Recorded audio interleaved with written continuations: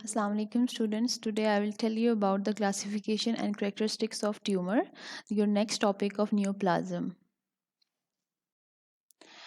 ये आपके पास एक चार्ट है जिसमें ट्यूमर की क्लासिफिकेशन की गई है बिनाइन एंड मेलिग्नेंट ट्यूमर की। बिनाइन ट्यूमर क्या होता है? बिनाइन ट्यूमर होता है वो ट्यूमर जो कैंसरस नहीं होता, ठीक है। जो कैंसरस होगा वो मेलिग्नेंट ट्यूमर होगा और जो कैंसरस नहीं होगा वो बिनाइन ट्यूमर होगा। बिनाइन ट्यूमर का मतलब ये भी हो सकता है कि जो दूसरे पार्ट्स ऑफ द बॉडी में स्प्रेड ना हुआ हुआ हो, वो एक जगह पे कंटेक्ट हो, एक ही बॉडी पार्ट पे वो जब होगा तो उसे हम बिनाइन ट्यूमर कहते हैं। लेकिन अगर वो एक बॉडी पार्ट से दूसरे पार्ट में, तीसरे पार्ट में, दूसरे ऑर्गन में जाना शुरू कर दे तो उसे हम मेलिग्नेंट ट्यूमर कहते हैं। अब इसकी दो मेन क्लासिफिकेशन की गई है, एक है एपिथेलियल ट्यूमर और एक है नॉन एपिथेलियल ट्यूमर, ठीक है। एपिथेलियल ट्यूमर की नेक्स्ट 7 क्लासिफिकेशंस हैं जिसमें बताया गया है कि बिनाइन अगर होगा तो उसकी क्या ट्यूमर को क्या कहेंगे और अगर मेलिग्नेंट होगा तो उस ट्यूमर को क्या कहेंगे। नंबर फर्स्ट एपिथेलियल ट्यूमर में स्क्वैमस एपिथेलियम। अगर स्क्वैमस सेल्स की एपिथेलियम में ट्यूमर होता है तो बिनाइन में अगर होगा, अगर वो बिनाइन हुआ एक बॉडी पार्ट में इन कंटेक्ट हुआ, एक ही पार्ट में वो क्लोज्ड हुआ तो उसे हम कहेंगे कि ये स्क्वेमस सेल पेपिलोमा है। लेकिन अगर दूसरे बॉडी पार्ट्स में वो चला जाए एक ऑर्गन से दूसरे ऑर्गन में, एक एपिथेलियल लेयर से दूसरी एपिथेलियल लेयर में, तो हम उसे कहेंगे कि ये स्क्वेमस सेल कार्सिनोमा है, ठीक है। कार्सिनोमा हम तब कहते हैं जब ये मेलिग्नेंट हो। जब ये बिनाइन हो तो हम इसे क्या कहते हैं? ओमा कहते हैं, ठीक है। ओमा एंड पे सफिक्स हम लगाएंगे, पेपिलोमा, एडिनोमा। तो ये होगा बिनाइन एंड मेलिग्नेंट तब होगा जब हम उसके एंड पे कार्सिनोमा लगाएंगे, ठीक है। नंबर सेकंड है ट्रांजिशनल एपिथेलियम। अगर ट्रांजिशनल एपिथेलियम में हो तो उसे बिनाइन में ट्रांजिशनल सेल पेपिलोमा होगा एंड मेलिग्नेंट में ट्रांजिशनल सेल कार्सिनोमा होगा। देन नंबर थर्ड है ग्लैंडुलर एपिथेलियम। ग्लैंडुलर एपिथेलियम में अगर ट्यूमर होता है तो बिनाइन में होगा तो हम उसे एडिनोमा कहेंगे एंड अगर मेलिग्नेंट हुआ तो बेसल सेल कार्सिनोमा कहा जाता है। तो ये इसी तरीके से 7 इसकी क्लासिफिकेशन की गई है। अब नंबर सेकंड है non epithelial tumours. Non epithelial tumours में अगर क्लासिफिकेशन हम देखते हैं तो इसकी 17 क्लासेस इस बुक में दी गई है, जिसमें नंबर फर्स्ट है एडिपोज टिश्यू। एडिपोज टिश्यू का मतलब ये है कि अगर एडिपोज टिश्यू में अगर बिनाइन ट्यूमर कॉज हो गया है तो उसे हम लिपोमा कहेंगे और अगर मेलिग्नेंट है तो उसे हम लिपोसार्कोमा कहेंगे, ठीक है। अब सार्कोमा आ गया और ओमा, वही बात है कि सार्कोमा होगा तो ये मेलिग्नेंट होगा, अगर ओमा होगा तो वो बिनाइन होगा।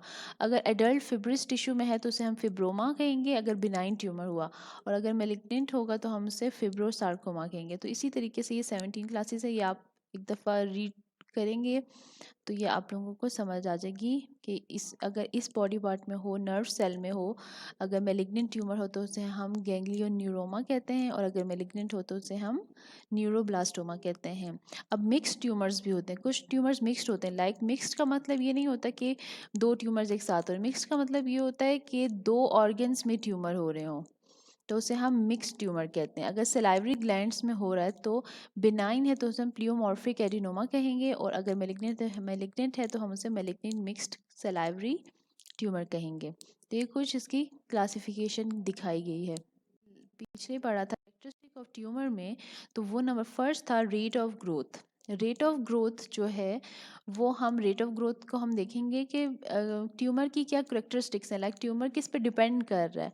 तो नंबर फर्स्ट है कि रेट ऑफ ग्रोथ, ग्रोथ के ऊपर वो डिपेंड कर रहा है कि वो कितना ग्रो कर रहा है, स्लोली कर रहा है, फास्टली कर रहा है, रैपिडली कर रहा है, तो वो किस तरीके से ग्रो कर रहा है ट्यूमर। तो वो डिपेंड करता है ट्यूमर की ऊपर के वो अगर ग्रोथ फास्टली कर रहा है तो वो कौन सा ट्यूमर बन जाएगा, अगर वो स्लोली कर रहा है तो वो कौन सा ट्यूमर बन जाएगा। Generally proliferate more rapidly than the normal cell. जितनी ज़्यादा तेज़ी से नॉर्मल सेल ग्रो करते हैं उससे 100 टाइम्स तेज़ी से कैंसरस सेल ग्रो करते हैं। नॉर्मल सेल अगर 1 मिनट में 2 बन रहे हैं, 2 डॉटर सेल बन रहे हैं, तो जो मेलिग्नेंट होंगे सेल्स तो वो 1 मिनट में 6 बनेंगे। तो यही बता रहे हैं कि जो प्रोलिफरेशन होती है, जो सेल्स बन रहे होते हैं तो वो मोर रैपिडली बनते हैं than the normal cell. Benign tumours grow slowly and malignant tumours rapidly. जो बिनाइन ट्यूमर होते हैं जो एक जगह पर रुके हुए होते हैं, लाइक एक ऑर्गन में ही होते हैं, वो स्लोली स्लोली ग्रो कर रहे होते हैं। लेकिन जो मेलिग्नेंट होते हैं वो फ़ौरन से बनते हैं, दूसरे सेल में जाते हैं, दूसरे से तीसरे सेल में जाते हैं और वो रैपिडली ग्रो करते हैं। Many exceptions to this generalization are there. Rapidly growing tumors tend to be poorly differentiated. वो कह रहे हैं कि जो स्लोली ग्रो करते हैं, जो कि बिनाइन ट्यूमर्स होते हैं, वो स्लोली ग्रो करते हैं, तो हम उसे डिफ्रेंशिएट कर सकते हैं कि ये नॉर्मल सेल है और ये एबनॉर्मल सेल है। एबनॉर्मल सेल का मतलब है ये कैंसरस सेल है, तो हम इन दोनों को डिफ्रेंशिएट कर सकते हैं। लेकिन जो मेलिग्नेंट होते हैं, जो फास्टली रैपिडली ग्रो कर रहे हैं, तो हम उसकी डिफ्रेंशिएशन नहीं कर सकते कि ये नॉर्मल सेल है और ये मेलिग्नेंट, दोनों सेम नज़र आ रहे होंगे। तो इसी वजह से जो मेलिग्नेंट ट्यूमर्स होते हैं उसकी डायग्नोसिस इतनी जल्दी नहीं होती, लास्ट स्टेज पे जाके उसकी डायग्नोसिस होती है, जब पेशेंट की डेथ होने के चांसेस 98% हो जाते हैं। Rate of growth of the tumour is determined by 3 main factors. Doubling time of tumour cell, कि ट्यूमर एक टाइम पॉइंट पे कितना तेज़ी से ग्रो कर रहा है, कितना डबल हो रहा है। Fraction of tumour cell, fraction of tumour cell की डेफिनेशन है the proportion of cells within the tumour population that are in the proliferative pool, कि सेल की कितनी प्रोपोर्शन है ट्यूमर की पॉपुलेशन, लाइक आपके सेल की कितनी ग्रोथ हो रही है और ट्यूमर के सेल की कितनी ग्रोथ हो रही है, तो वो हम उसे कहेंगे कि ये फ्रैक्शन ऑफ ट्यूमर सेल है। देन नंबर थर्ड जो है मेन फैक्टर है वो है rate at which cells are shed and lost in the growing lesion. कभी कभी ऐसा होता है कि कैंसर सेल्स खुद ब खुद बनना ख़त्म हो जाते हैं, तो उससे हम कहते हैं कि ये शेड हो गए, सेल्स जो हैं कैंसर सेल्स शेड हो गए हैं। और क्या होता है फिर कि लीजन्स बनना शुरू हो जाते हैं स्किन के ऊपर, क्योंकि कैंसर सेल जो है वो उनकी नेक्रोसिस हो जाती है। तो ये 3 फैक्टर्स हैं जो डिपेंड करते हैं ट्यूमर की ग्रोथ के ऊपर। नंबर सेकंड करेक्टरिस्टिक है cancer stem cell. Cancer stem cell क्या चीज़ होती है? Cancer cell heterogeneous population of cell which में contain cancer stem cells. Cancer stem cell को हम heterogeneous population of cell which में contain cancer stem cell, like different cell types में अगर कैंसर होगा तो उसे हम कहेंगे ये कैंसर स्टेम सेल है। It has been hypothesized that these cells capacity to initiate and sustain the tumour. वो ये हाइपोथेसिस है कि जो ट्यूमर है उससे शुरू भी यही स्टेम सेल करते हैं और सस्टेन रखते हैं, लाइक स्टार्ट में जब बनना शुरू होता है कैंसर सेल बनना शुरू होता है तो वो स्टेम सेल से बनना शुरू होता है। पहले स्टेम सेल बनता है, देन कैंसर सेल बनता है, और जब स्टेम सेल बन जाता है तो वो ट्यूमर को सस्टेन रखता है, लाइक ट्यूमर को मेंटेन रखता है। So killing of these cells may be the principle of certain therapies. Whether cancer stem cells exist in all tumors is not yet clear. वो ये बता रहे हैं कि जो कैंसर सेल हैं वो सारे के सारे ट्यूमर्स में प्रेजेंस होते हैं, या आज तक पता नहीं चला है, लेकिन ज़्यादातर कैंसर स्टेम सेल्स की वजह से ही ट्यूमर सेल बनते हैं। देन है benign and malignant clinical features. अब हम ये थर्ड करेक्टरिस्टिक है ट्यूमर की। हम थर्ड करेक्टरिस्टिक में ये देखते हैं कि वेदर ये बिनाइन ट्यूमर है या मेलिग्नेंट ट्यूमर है। अगर बिनाइन ट्यूमर है तो इसका मतलब है ये स्लोली ग्रो कर रहा है, ये अपनी लोकेशन के ऊपर डिपेंड करता है कि ये एसिम्प्टोमेटिक ट्यूमर है या सिम्प्टोमेटिक ट्यूमर है। अगर ये एसिम्प्टोमेटिक ट्यूमर है तो इसकी एग्जांपल है सबक्यूटेनियस लिपोमा, लाइक स्किन के ऊपर जो मीन्स ट्यूमर की जो ग्रोथ होना शुरू हो जाती है उसे हम सिम्प्टोमेटिक कहते हैं, एसिम्प्टोमेटिक कहते हैं। और सिम्प्टोमेटिक का मतलब ये है कि meningioma in the nervous system, nervous system के मेनिंजेस में अगर ट्यूमर बनना शुरू हो जाता है तो उसे हम सिम्प्टोमेटिक कहते हैं। तो बिनाइन ट्यूमर की क्लिनिकल फीचर ये है। देन मेलिग्नेंट ट्यूमर है। मेलिग्नेंट ट्यूमर जो है वो मेलिग्नेंट ट्यूमर रैपिडली ग्रो करता है, में अल्सरेट ऑन द सरफेस के ऊपर अल्सर बनना शुरू हो जाता है, invade locally into the deeper tissues, like एक टिश्यू में होगा तो डीपर डीपर डीपर अंदर जाना शुरू हो जाता है मेलिग्नेंट ट्यूमर, क्योंकि ये स्प्रेड करता है, में spread to distant sites metastasis. Systemic features such as weight loss, anorexia and anaemia. जो आपको सिम्टम्स आना शुरू होते हैं वो वेट लॉस होते हैं, एनोरेक्सिया होता है। एनोरेक्सिया का मतलब होता है भूख बंद हो जाना, भूख नहीं लगती, वज़न गिर जाता है और एचबी लेवल डाउन हो जाता है। तो ये 3 सिम्टम्स हैं कैंसर के, मेलिग्नेंट कैंसर के, कि मेलिग्नेंट कैंसर जब होगा तो ये 3 फीचर्स होते हैं, लाइक वेट लॉस बहुत जल्दी हो जाता है, एनोरेक्सिया होगा, एनीमिया होगा। कार्डिनल क्लिनिकल फीचर्स जो हैं इन्वेजिवनेस एंड मेटास्टेसिस। लाइक कार्डिनल का मतलब ये होता है कि अगर डायग्नोसिस के लिए लैब डायग्नोसिस में जब हम क्लिनिकल फीचर देखते हैं, सिस्टेमिक का मतलब ये होता है कि जब हम डायग्नोस करते हैं पेशेंट को, उसे पूछते हैं कि उसे क्या हुआ है क्या नहीं हुआ, तो उसे हम सिस्टेमिक फीचर्स कहेंगे। लेकिन कार्डिनल फीचर का मतलब ये होता है जब हम खुद से लैब डायग्नोसिस करते हैं तो वो कार्डिनल फीचर्स होते हैं। तो उसे देखते हुए जब हम उसकी डायग्नोसिस करेंगे तो इसमें दो चीज़ें आएंगी, एक है इन्वेजिवनेस आएगी और एक मेटास्टेसिस आएगी, कि कितना ये इन्वेड कर चुका है टिश्यूज़ के अंदर और कितना ये फैल चुका है। तो ये दोनों चीज़ें कार्डिनल साइंस में आती हैं मेलिग्नेंट ट्यूमर। ये आप देख सकते हैं common sites and symptoms of cancer metastasis. अगर ब्रेन में है कैंसर तो 3 सिम्टम्स शो होंगे, like headache, seizures and vertigo. Vertigo ये होता है कि चक्कर चक्कर आने को हम वर्टिगो कहते हैं। लाइक नॉर्मल बैलेंस जो होता है ईयर का, कान का, वो डिस्टर्ब हो जाता है तो उसे वर्टिगो कहते हैं। रिस्पायरेटरी में आएंगे तो उसमें 3 सिम्टम्स है, लाइक कफ होगा, हेमोप्टिसिस होगी, डिसअपनिया होगा, लाइक चेस्ट डिस्कम्फर्ट होगी।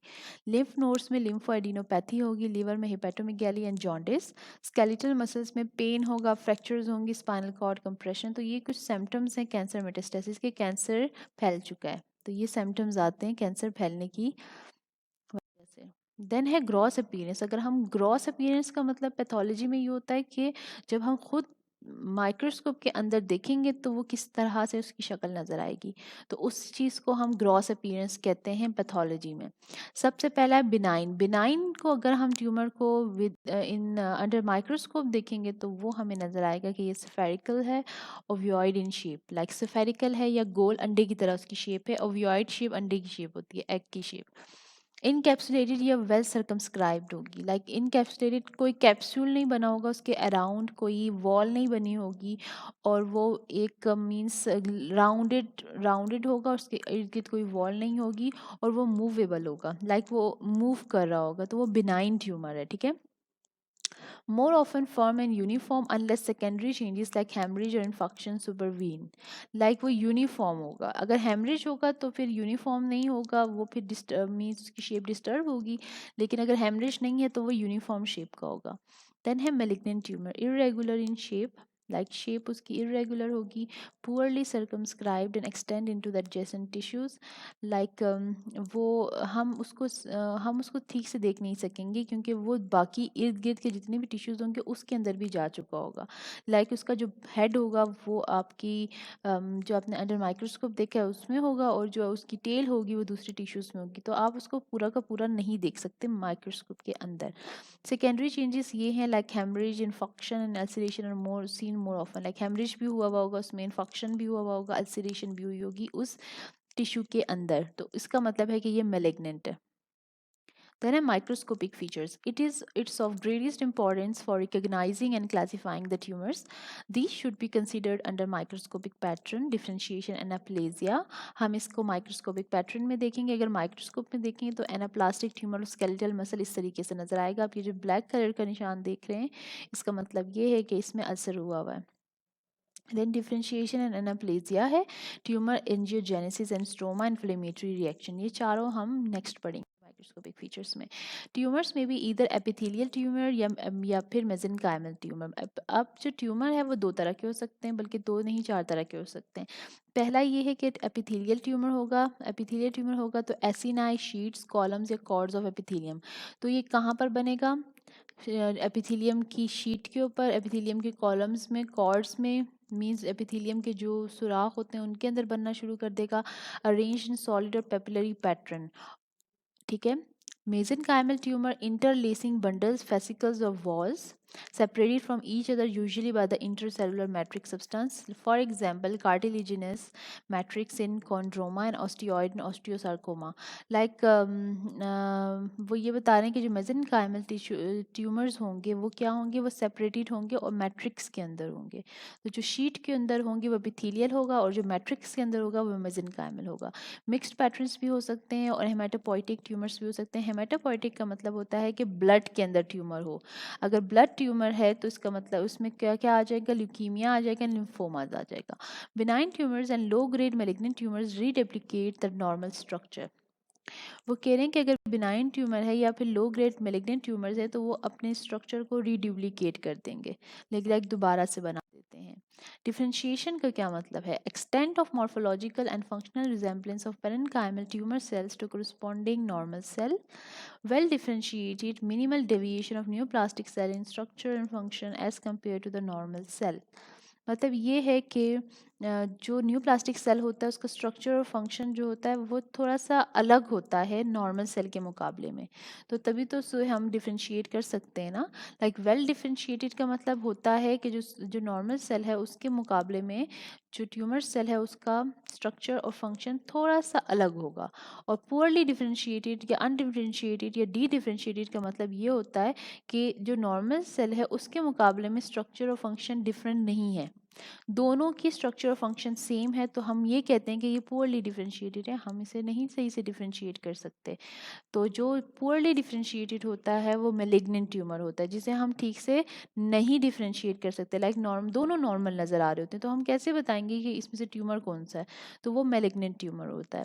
और अगर बिनाइन होगा तो हम डिफरेंशिएट कर सकते हैं क्योंकि नॉर्मल अलग नज़र आ रहा होगा और जो न्यूप्लास्टिक ट्यूमर है वो अलग नज़र आ रहा होगा। देन मॉर्फोलॉजिकल चेंजेस है, या आप क्लोनिक पोलिप ट्यूमर भी देख सकते हैं। मॉर्फोलॉजिकल चेंजेस ऑफ एनाप्लेजिया में देखेंगे तो प्लियोमॉर्फिज्म है। प्लियोमॉर्फिज्म का मतलब होता है साइज या शेप में कोई variation as compare to normal cell.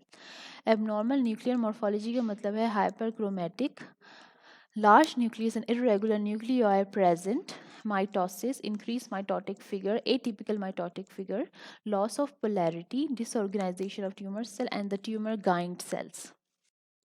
अब लोकल इन्वेजन का क्या मतलब होता है कि कितना लोकली उसने ट्यूमर ने अपने आप को इन्वेड कर दिया है किसी टिश्यू या किसी ऑर्गन के अंदर। अगर बिनाइन ट्यूमर है तो इसका मतलब है ये लोकलाइज्ड है, एक जगह पे रुका हुआ होता है। नॉन मेटासिसाइज है मतलब कि ये मूव नहीं करता एक जगह से दूसरी जगह, स्लो ग्रोथ होती है और फिब्रिस कैप्सूल बनाते हैं, लाइक छोटे छोटे कैप्सूल की तरह वो शेप बना देते हैं। ठीक है। मेलिग्नेंट में क्या होगा? मेलिग्नेंट का मतलब होता है कि progressive infiltration, invasion and destruction, like इतना ज़्यादा वो इन्वेड कर जाता है कि पूरे के पूरे ऑर्गन को, पूरे टिश्यूज़ को, सेल को, पूरी सारी चीज़ों को वो डिस्ट्रॉय कर देता है। Poorly demarcated and surgical resection is deficient, like surgery से हम उसे नहीं रिमूव कर सकते क्योंकि अगर किडनी से वो कैंसर लंग्स में चला गया, लंग्स से लिवर में चला गया तो हम तीनों चीज़ें तो नहीं सर्जिकली रिमूव कर सकते ना। तो इसी तरह ये मेलिग्नेंट ट्यूमर में हम सर्जिकली रिमूव नहीं कर सकते किसी भी ऑर्गन को क्योंकि वो फैल चुका होता है। और बिनाइन ट्यूमर में हम सर्जिकली रिमूव कर सकते हैं। अभी आप ये देख सकते हैं ये ओवरी की शेप है। इसमें बिनाइन ट्यूमर जो है वो एक कैप्सूल की तरह है, इसको हम लियोमाइकोमा कह रहे हैं। तो ये कैप्सूल की तरह बना हुआ है एक साइड पे, ओवरी की एक साइड के ऊपर बिनाइन ट्यूमर आप देख सकते हैं। तो ये कैप्सूल की तरह है। तो ये स्मॉल है, वेल डिमार्केटेड है और स्लो ग्रोथ है इसकी, नॉन इन्वेसिव है, नॉन मेटास्टेटिक है एंड वेल डिफरेंशिएटेड है। मेलिग्नेंट ट्यूमर जो है उसे हम लियोमाइकोसार्कोमा कहते हैं। अब ये देख सकते हैं कितना स्वेल हुआ हुआ है, कितना फैला हुआ है और कितना इसमें नेक्रोसिस और इन्फेक्शन सब कुछ हुआ हुआ है। तो ये लार्ज होता है, पुअर डिमार्केटेड है, रैपिडली ग्रो करता है, इसमें नेक्रोसिस और हेमरेज हुआ हुआ है। आप ये देख सकते हैं कि इसका स्ट्रक्चर कैसा है। लोकली इन्वेजन है, मेटास्टेटिक है, पुअरली डिफरेंशिएट, हम इसे डिफरेंशिएट नहीं कर सकते हैं। तो ये ओवरीज हैं, दो ओवरीज हैं और ओवरीज की साइड पे अगर ट्यूमर होता है तो ये इस तरीके से नज़र आता है। मेटास्टेसिस लास्ट करेक्टरिस्टिक है ट्यूमर की कि हम ट्यूमर को कैसे पहचान सकते हैं। तो मेटास्टेटिक का मतलब ये है कि implantation of tumour cells from primary site to distinct site. 3 routes हैं, seeding of body cavities, lymphatic spread. Number first is a common, for example, breast cancer, skip metastasis, venous lymphatic anastomosis by inflammation, radiation, syncytic lymph node में अगर होगा तो first node in regional lymphatic system that received lymph flow from primary tumor, and the hematogenous spread is a common in sarcoma, commonly through veins, and lung and liver commonly involved। तो ये metastasis है कि जब फैलता है तो इसके क्या क्या रूट्स होते हैं। Thank you so much.